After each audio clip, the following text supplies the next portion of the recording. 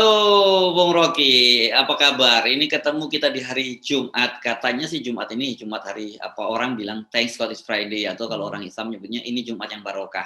Tapi kalau kita lihat yang terjadi hari kemarin, hari Kamis ya, kedua ada keputusan di Mahkamah Konstitusi, itu sih bukan berkah, itu musibah buat bangsa saya kira ya.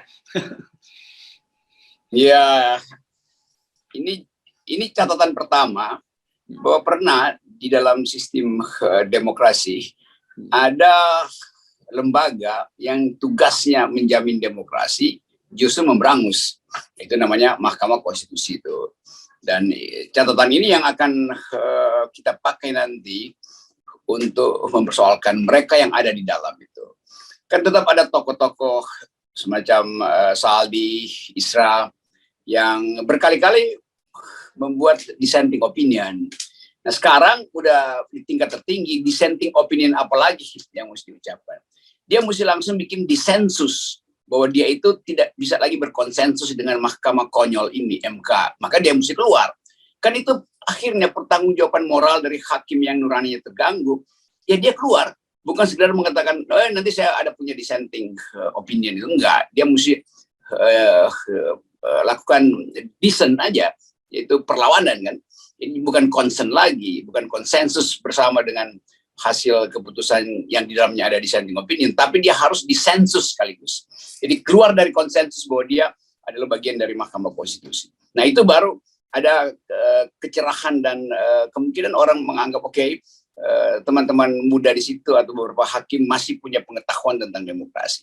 Itu intinya tuh. Nah kita dorong sekarang sebelum terjadi people's power, atau yang biasa disebut sebagai gerakan rakyat di jalan itu, sebaiknya Saldi Isra itu atau siapapun yang merasa bahwa tidak cocok dengan suasana berkonstitusi di Mahkamah Konstitusi, dia keluar dari situ tuh.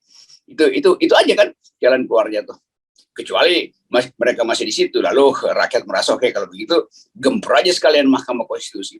Karena pilar yang ada di depan situ kan menunjukkan itu. Kan Mahkamah Konstitusi di seluruh dunia selalu ditunjukkan dengan pilar-pilar Yunani itu.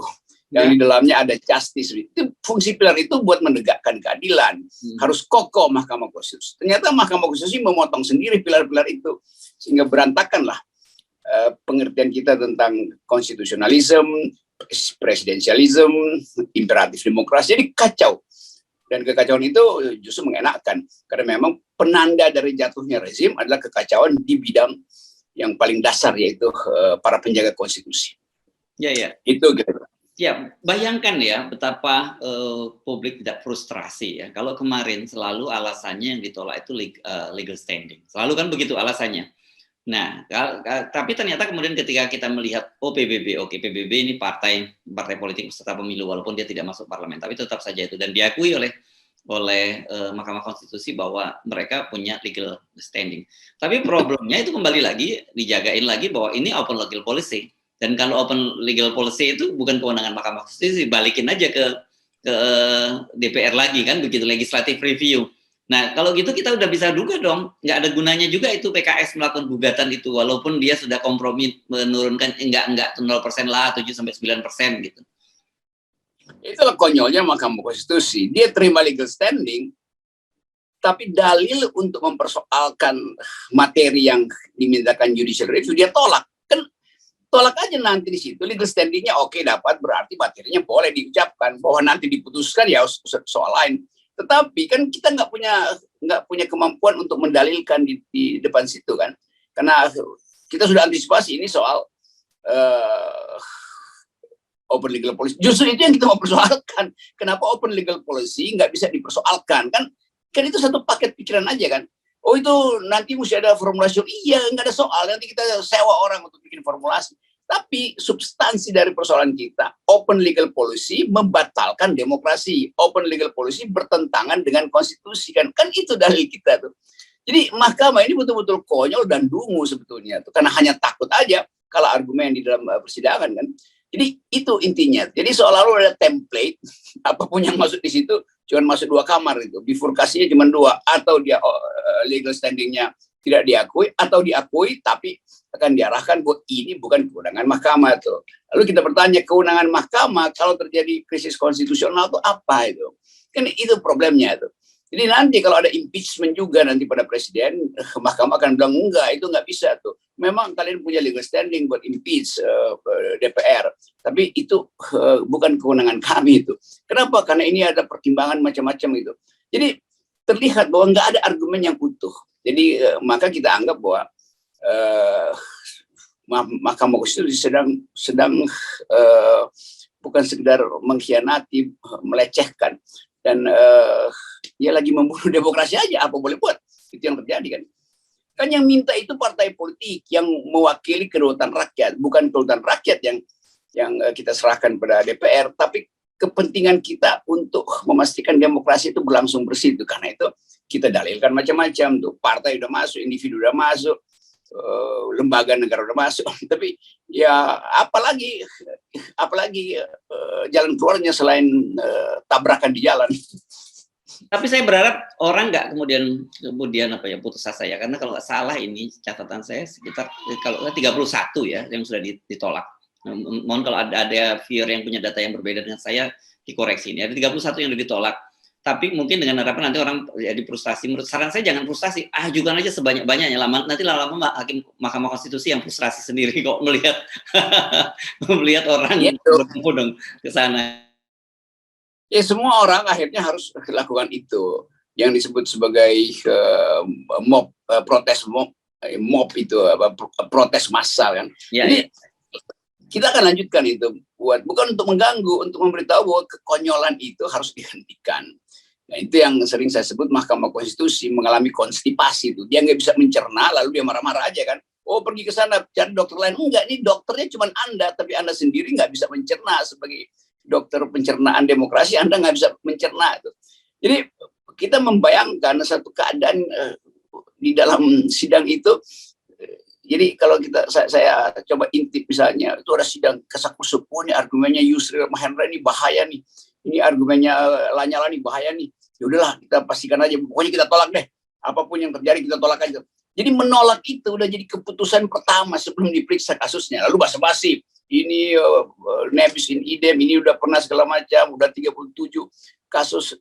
Jadi nggak ada semacam terobosan hukum. Padahal Mahkamah Konstitusi harus bikin terobosan supaya konstitusi itu nggak macet. Supaya demokrasi lumer. Nah, terobosan itu yang sering dia nggak paham bahwa dia diberi hak untuk membuat terobosan dengan istilah atau konsep judicial activism. Jadi itu dia nggak tahu.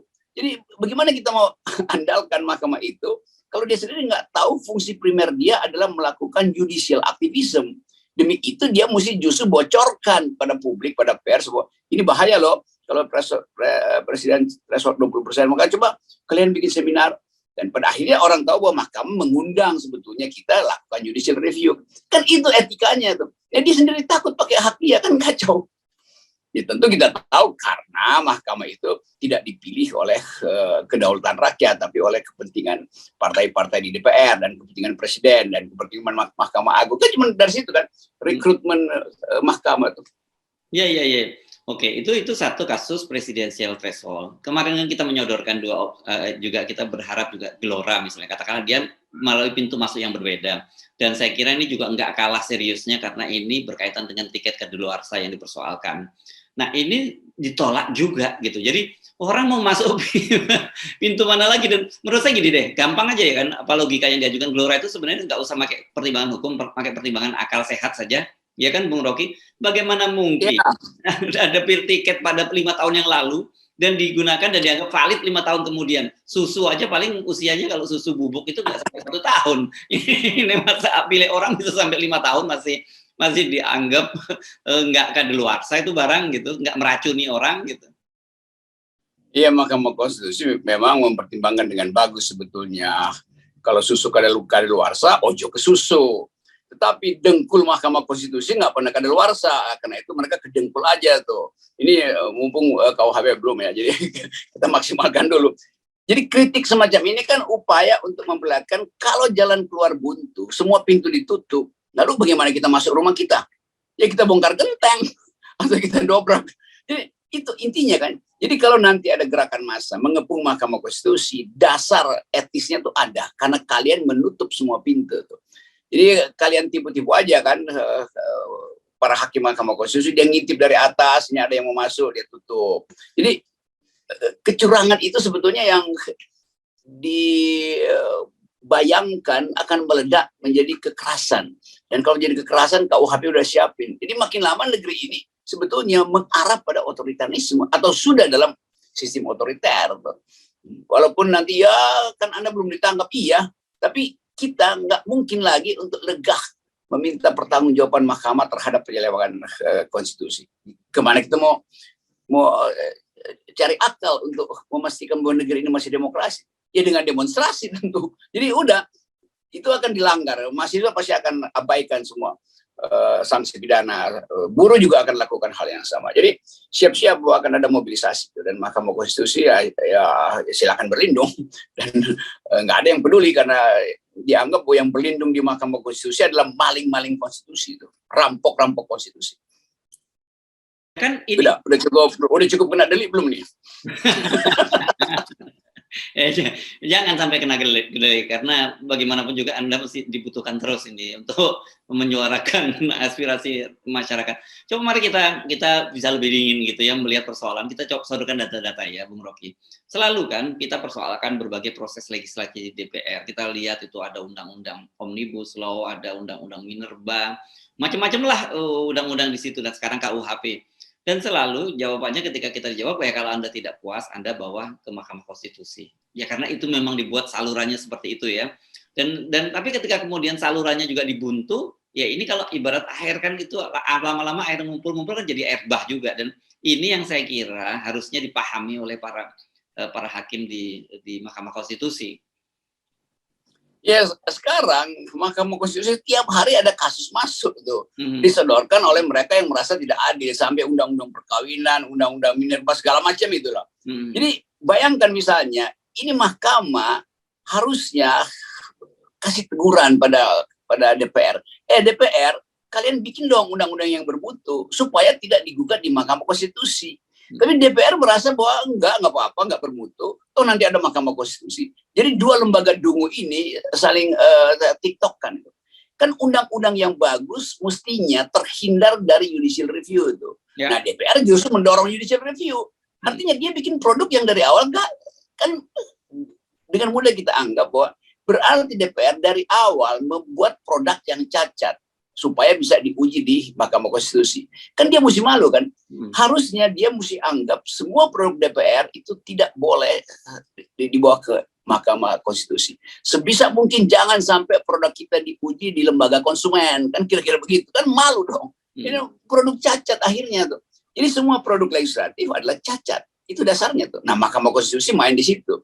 Jadi Mahkamah mesti bilang, kita tahu itu cacat. Karena itu publik datang judicial review, bukan mahkamah yang akhirnya mengatakan itu kita balikin ke DPR. Bilang aja bahwa itu produk cacat, diperbaiki di DPR. Tapi nanti nggak ada prosedurnya, itu public address. Itu pentingnya mahkamah mampu untuk melihat keadaan, lalu kasih komentar-komentar ringan aja, sehingga orang tahu, oh mahkamah itu minta DPR ubah, bukan ya itu urusan DPR. Kalau itu urusan buruk itu ditegur. Kan mahkamah punya fungsi menjaga konstitusi dengan peralatan hukum sekaligus dengan peralatan etik. Jadi kasih teguran aja kan pada DPR. Ya semacam nota. DPR ini banyak betul nih. Semua datang ke kami minta threshold. Semua punya legal standing. Tapi susah bagi kita tuh. Kan gampang tuh. Bukan dia tolak, tapi dia kasih tahu bahwa dia pro aspirasi rakyat. Kan itu aja intinya tuh. Supaya presiden juga dengar bahwa oke, kalau begitu ada masalah besar, maka sebagai kepala negara presiden datang bahwa demokrasi harus diselamatkan, karena itu saya meminta supaya problem serius ini diperhatikan oleh DPR dan Mahkamah Konstitusi. Nah sinyal presiden itu kan bagus betul, apalagi kalau Ibu Mega yang ngomong, udah lebih afdol lagi. Saya pemimpin partai demokrasi terbesar dan punya pengalaman menyakitkan dengan otoritarisme, dan saya mencium bahwa 20% itu akan jadi peternakan oligarki seperti yang dibicarakan oleh Harsono dan Rocky Gerung. Kira-kira Ibu Mega akan gitu kan? Maka saya minta itu untuk diperbaiki. Kan enak. Oke, tapi gini ya, saya tiba-tiba jadi berpikir nih, kalau dalam pikiran yang positive thinking, jangan-jangan ini para hakim di Mahkamah Konstitusi mengalami fatih ya, mengalami keletihan gitu, karena terlalu banyak kasus yang sama, udah hajar aja habis gitu semuanya. Gitu kalau saya berpikirnya yang positif, Bung Rocky. Iya, kalau kita berpikir positif artinya kita menganggap jumlah pikiran dan kualitas pikiran udah nggak ada, sehingga dikasih aja panacea semua penyakit. Minum telan aja bahwa itu open legal policy. Jadi open legal policy jadi semacam obat generik untuk semua penyakit kan. Itu pertanda dia mengalami legal standing, open legal policy itu yang jadi obat generiknya. Iya, itu doang. Jadi resepnya dokter malas dia gituin aja tuh. Jadi memang ini mahkamah mengalami moral fatigue sekaligus brain fatigue gitu. Kelelahan moral dan kelelahan nalar. Saya tadinya membayangkan, karena Anda menyinggung obat-obatan, saya membayangkan seperti dokter yang melayani pasien BPJS gitu ya, karena dibayar murah dan resepnya sama, tapi beda kalau hakim Mahkamah Konstitusi kan nggak dibayar murah, dan dia juga dengan segala kehormatannya dia beda sekali lah dengan dokter-dokter yang menangani pasien BPJS. Kalau itu kan memang dia dibayar murah dengan pasien yang begitu banyak kan gitu. Iya, kalau tadi mengalami brain fatigue masih bisa lah gitu. Ini moral fatigue, artinya dia nggak tahu bahwa dia mulia. Jadi dia udah nggak ngerti itu bahwa dia dianggap sebagai hakim konstitusi dalam kedudukan mulia karena itu diangkat seumur hidup. Nah, karena dia dianggap seumur hidup, maka seumur hidup juga dia pakai argumen yang itu juga kan. Itu namanya bodoh kan. Masa demi seumur hidup pikiran dia nggak hidup, kan gila ini. Politik berubah setiap hari, lalu dianggap enggak, politik nggak berubah setiap hari, karena itu pakai aja tiket lama. Ya udah, kita masuk di dalam ketidakmampuan berpikir dari orang yang kita tugaskan untuk berpikir. Coba bayangkan Anda, orang seperti Anda yang dikenal mampu mengolah kata dengan baik, itu Anda bisa kehabisan kata-kata ketika berhadapan dengan Mahkamah Konstitusi. Saya membayangkan orang-orang di jalanan, di lapangan, di rakyat biasa gitu menghadapi situasi ini nggak ngerti lagi saya seperti apa gitu. Saya kemarin berkomunikasi dengan Bang Yusril dan dia cuma menyebut bahwa ini memang sudah jumut ini ya. Mahkamah Konstitusi, dia hanya mengatakan begitu. Ya udah, apa istilah Belandanya tuh, kopeh gitu, keras kepala